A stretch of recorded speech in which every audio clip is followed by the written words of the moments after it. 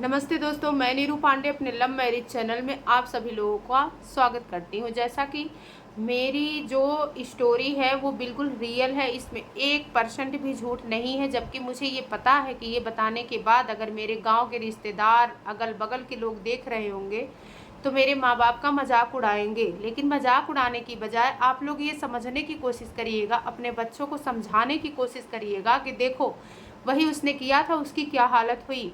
इससे उनके ऊपर और असर पड़ेगा। बस मेरा उद्देश्य सिर्फ और सिर्फ लोगों को समझाना है, ना यहाँ के किसी भी व्यक्तित्व को उछालने का मकसद है मेरा, किसी के भी व्यक्तित्व को, और ना ही वहाँ पे मजाक का पात्र बनना है। अगर मजाक का पात्र फिर भी बनाना चाहते हैं तो वो आपकी मर्जी है। चलिए, खुद को नॉर्मल करते हुए आज मैं आप लोगों को बताती हूँ कि आगे क्या हुआ। मैं अपने खुशी के पल का इंतज़ार करते करते कैसे अपने एक एक दिन को बिताने लगी। मैं शादी के पहले भी बिना सुंदरकांड का पाठ किए, बिना पूजा किए मैं पानी नहीं पीती थी। मेरी एक आदत थी। तो यहाँ पर भी मैंने वही करना शुरू किया। कहते हैं कि दुख में सुमिरन सब करें, सुख में करें न कोय, और जो सुख में सुमिरन करें तो दुख काहे के होए। हालांकि मैं तो पहले से ही करती थी, लेकिन अब और बढ़ गया था क्योंकि अब असहनीय हो रहा था। क्योंकि जिसके सहारे हमने अपना पूरा परिवार छोड़ा था वो तो मेरे पास रहते ही नहीं थे, वो तो गांव में थे। और मेरी माताजी जो मुझे बेहद प्यार करती थी, सिर्फ 8 दिनों तक ही करने पाई।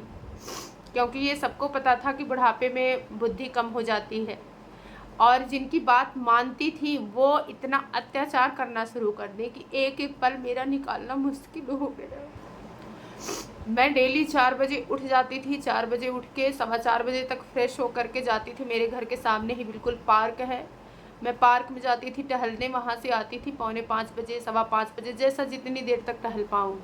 उसके बाद झाड़ू पोछा बर्तन कपड़ा करने के बाद फिर मैं किचन में नहा के ही जाती थी। ये मेरी आदत थी।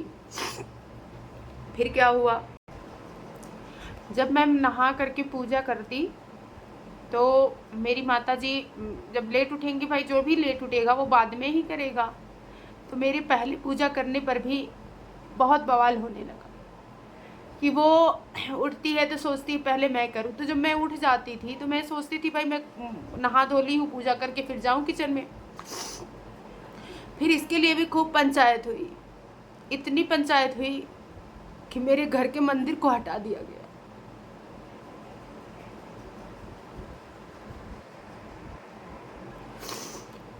उनको ये समझाने की बजाय कि क्या हुआ करती है, पहले उठ जाती है, नहा धो लेती है, कर लेती है, आप बाद ही में कर लीजिएगा। उनको ये समझाने की बजाय मुझसे ये कहा जाने लगा क्या ज़रूरत है करने की, नहीं करोगी तो क्या भगवान नहीं खुश होंगे, इतना पूजा पाठ करती हो तो इतनी दुखी क्यों रहती हो।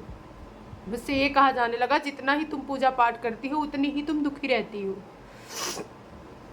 मैंने कहा तो क्या हुआ, मुझे मंजूर है, कम से कम मुझे सुकून मिल जाता है ना। मैं पूजा पाठ कर लेती हूँ, मुझे उसमें आराम मिलता है, मुझे सुकून मिलता है, मेरे दिल को तसल्ली मिलती है। मतलब ये तो मैं ऐसी बातें आप लोगों को बता रही हूँ जो कि मेरी समझ में मैं बहुत छोटी छोटी बातें बता रही हूँ।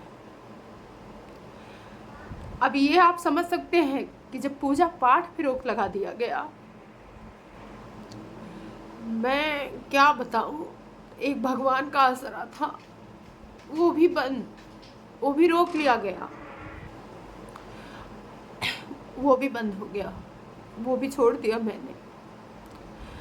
मैंने कहा अच्छा चलो किसी तरह से खुश रहे माता जी।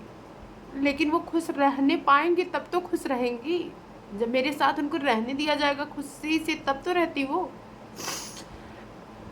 मेरे मन से कभी भी किसी के लिए गलत बात नहीं निकली है, लेकिन यकीन मानिए मेरी सासू माँ इस दुनिया में नहीं है, लेकिन आज भी मैं तड़पती हूँ कि वो मुझे इतना प्यार करती थी, अचानक से उनके मन में इतना जहर घोल दिया गया कि वो मुझे देखना तक नहीं पसंद करती थी। फिर उन्होंने क्या किया, चलिए पूजा पाठ बंद कर दिया। मैंने कहा चलो अच्छा सब नॉर्मल हो जाएगा। लेकिन कहानी यही ख़त्म नहीं होती है, अभी तो ये शुरुआत है, अभी तो ये शुरुआत है।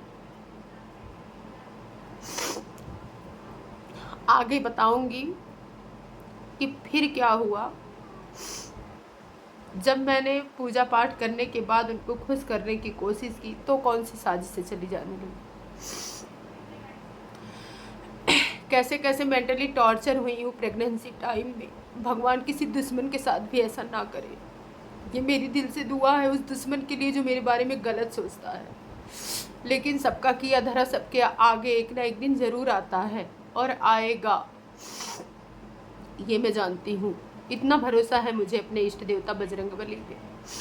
और आप लोगों से मेरी रिक्वेस्ट है कि मेरे इतने त्याग का क्या मतलब निकलेगा जब आप लोग वीडियो ही नहीं वॉच करेंगे। मेरी प्लीज़ रिक्वेस्ट है मेरी कि मेरी वीडियो वॉच करें और हो सके तो शेयर करें ताकि आज की जनरेशन तक पहुँचे प्लीज़।